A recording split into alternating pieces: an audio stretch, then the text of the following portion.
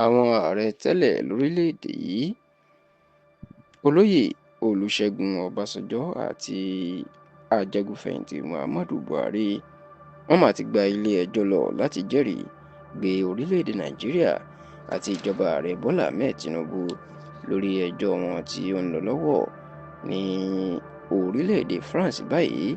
àti ẹjọ́ tí àwọn iléeṣẹ́ kan pè láti gba òbítíbitì owó kúrò lọ́wọ́ orílẹ̀‐èdè nàìjíríà. Iléeṣẹ́ kan tí wọ́n ń pè ní iléeṣẹ́ Sunrise Power àwọn ni ó máa gbé orílẹ̀‐èdè nàìjíríà lọ sí ilé-ẹjọ́ àgbáyé èyí tó ń pè ní International Chamber of Commerce èyí tó wà nílùú Paris lórílẹ̀‐èdè France nítorí tí wọ́n ní nǹkan bí ọdún 2003 lásìkò tí ọbásanjọ́ tó sì ń ṣèjọba nàìjíríà. Ìjọba ọbásanjọ́ gbé kọ́ńtíráàtì olówó iyebíye bílíọ̀nù $6 wọ́n gbé fáwọn láti ṣe iná nàìjíríà èyí tí wọ́n ń pè ní Mambila Power Project ṣùgbọ́n tí wọ́n ní wọ́n tó fagilé kọ́ńtíráàtì náà èyí tó jẹ́ káwọn pàdánù ọ̀pọ̀lọpọ̀ owó àti àsìkò tó sì jẹ́ pé lọ́dún 2017 ní iléeṣẹ́ Sunrise Power ló gbé ìjọba nàìjíríà lọ sí ilé-ẹjọ́ àgbáyé ní France pé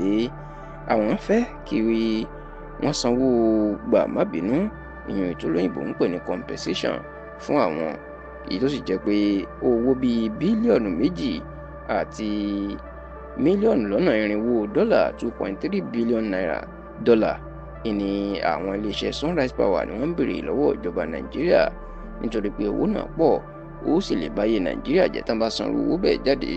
ìní kò sì fẹ́ jẹ́ kí ìjọba tó wà lórí àlééfà ní ìgbà náà ìnìkan gbà láti sanwó náà kúrò látàyè ìjọba Jonathan ìyẹn ọ̀mọ̀wé Goodluck Jonathan náà ti ń fa ọ̀rọ̀ yìí tí wọ́n láwọn ò lè san bẹ́ẹ̀ náà tó fa wọ ìjọba Buhari tí Buhari náà lóun kò lè san kó tó wá di pé níṣe ni wọ́n ní àṣírí tú pé mínísítà ọ̀rọ̀ ìdájọ́ lásìkò ìjọba Buhari amòfin Abubakar Malami ó ṣe àdéhùn pẹ̀lú àwọn ọ̀gá iléeṣẹ́ Sunrise Power yìí pé ìjọba Buhari yóò san $200 million gẹ́gẹ́ bí owó gbà-má-bínú ṣùgbọ́n nígbà tí ààrẹ Bọ́lá Ahmed Tinubu gba ìjọba tí iléeṣẹ́ Sunrise tó sì ń retí owó yìí níṣe ni wọ́n kọ lẹ́tà sí Buhari pé ṣé lóòótọ́ inú gbà pé ìjọba yóò san $200 million gẹ́gẹ́ bí owó gbà-má-bínú fún iléeṣẹ́ Sunrise tó sì ní Buhari jẹ́ kó di mọ̀ pé òun kò lọ́wọ́ sí òun kò mọ nǹkan kan pa òun sì nìkan sanwó owó bẹ́ẹ̀ fún ẹnikẹ́ni. Ní báyìí ọjọ́ ajé tí í ṣe ọjọ́ Monday ọ̀sẹ̀ yìí ìyẹn 20 oṣù kìíní ọdún tá a wà yìí di 20th of January 2025 ìní ìgbẹ́jọ́ yóò bẹ̀rẹ̀ ní ilé-ẹjọ́ International Chamber of Commerce lórílẹ̀‐èdè France ìyẹn ní ìlú Paris tó sì jẹ́ pé bí wọ́n bá fi dá Nàìjíríà lẹ́bi òbítíbitì owó ni wọn yóò san fún iléeṣẹ́ Sunrise ṣá o láti má ṣe jẹ́ kí wọ́n dá Nàìjíríà lẹ́bi òun ló jẹ́ kí Ọbásanjọ́ àti Buhari kan gba orílẹ̀‐èdè France lọ bẹ́ẹ̀ ni àwọn náà yóò jẹ́rìí gbé Nàìjíríà nílé ẹjọ́ tí wọn yóò sì jẹ́ kó di mọ̀ pé Nàìjíríà kò jẹ̀bi o àti wípé àwọn ìjọba Nàìjíríà wọn àmọ́ bá ṣe gbé kọ́ńtíráàtì fún iléeṣẹ́ Sunrise débi pé wọn yóò gbà lọ́wọ́ wọn tí wọn yóò fún wa pàdánù owó.